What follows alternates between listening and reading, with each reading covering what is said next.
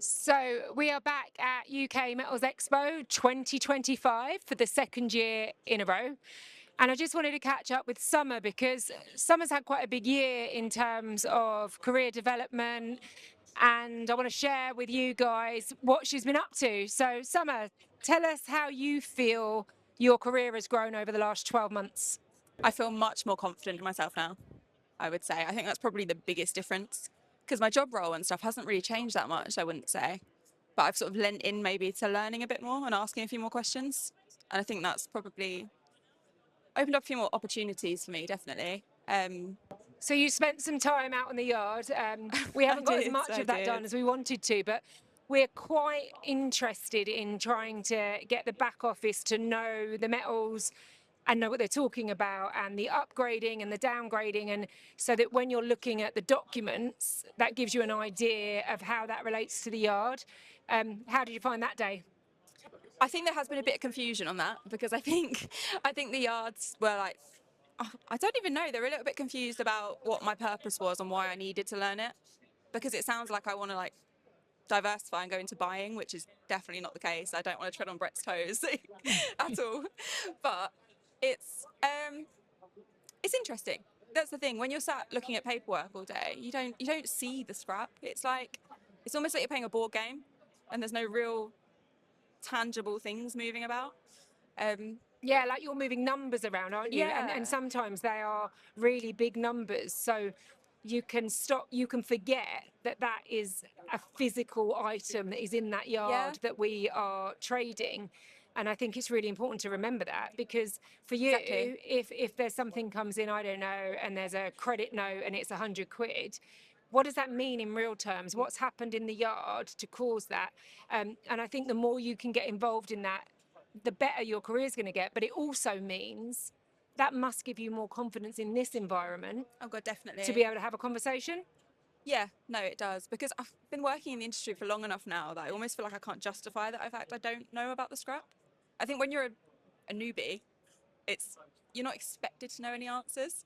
But now I really like to be able to hold my own when people ask me questions. I don't like to feel silly. That's probably one of my character flaws, to be fair, that I really hate to feel silly. Yeah. But being able to answer a question confidently, it just takes all of the stress of like, oh, what are they going to ask me about? And then last year I found myself shying away and hiding a little bit in case anyone asked me a question and I didn't know the answer. I'd be like waiting for Brett or someone to jump Yeah. in. But Yeah. being able to just give even a little bit of detail or just have a general idea so I know what questions to ask, it really changes the way you look at this kind of situation. And do you think that getting on the stage at our Women in Recycling event in March, because I know you were really nervous, how do you think, did that help with your confidence, forcing yourself to do that? Did that help?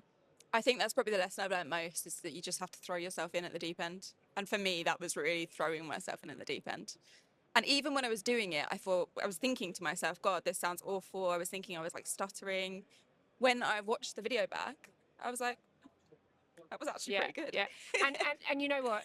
If you had stuttered, if you'd said the wrong thing, if you'd cried, if you'd said, hold on, give me a minute, actually, does it matter? No, the main thing is getting up there. So many people gave me like a pat on the back afterwards and were like, you know what, fair play, I couldn't have done that. Absolutely. But what you didn't realize you were doing is that by doing that, you were paving the way for other people to do that. You Yeah, know, same for Nicole. Nicole, I've seen her speaking here now. yeah, which was And amazing. that's the whole point of what we're doing in Women in Recycling is giving more women the confidence to actually show themselves, to not hide Yeah, behind their screen in the back office, to get up there and show what a good job they do.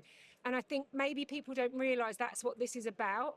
that's such a big part of women in recycling, I think, is like looking out into a crowd of people when you are nervous and seeing a few faces that you have been introduced to through those kind of events, which really is the only place sort of the admin side of these companies is going to meet people, is it the Yeah. women in recycling? Because not a lot of them are at these events wandering around.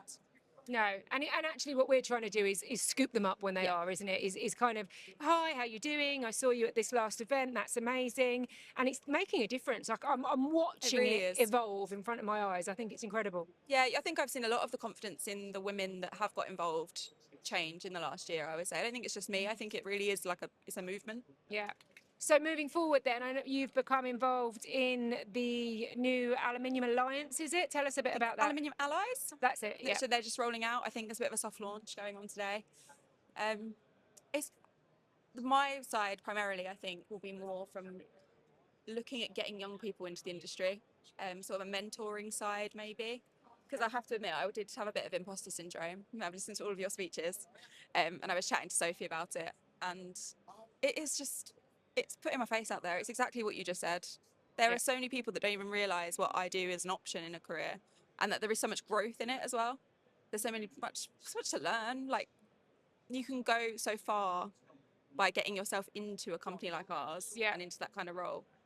And I think it would be just really nice to push that out there to more people who are feeling a little bit lost in their like teen years. Yeah, you're 100% right. I'm a school leaver. I don't really know what I want to do. I see Summer doing this online and I go, oh, it's an option. Whereas now, up until this point, the option doesn't exist. No, it's not in schools, it's not in colleges. Nobody's going, oh, you know what? I want to go and work in a recycling company. Yeah. Nobody's saying that unless you're the daughter or, you know, somebody you know is in the industry. And that's what you are changing. And I think you've got to really stand up and go, yeah, I am. I'm a massive part of that movement. And I think BMRA, Alfed, all of these people that are getting behind it is because we're desperate for more people in the industry. God, desperate. definitely. When I left school, it was very much sort of frowned upon, I would say, that I didn't go to university. I think I was probably one of about 3.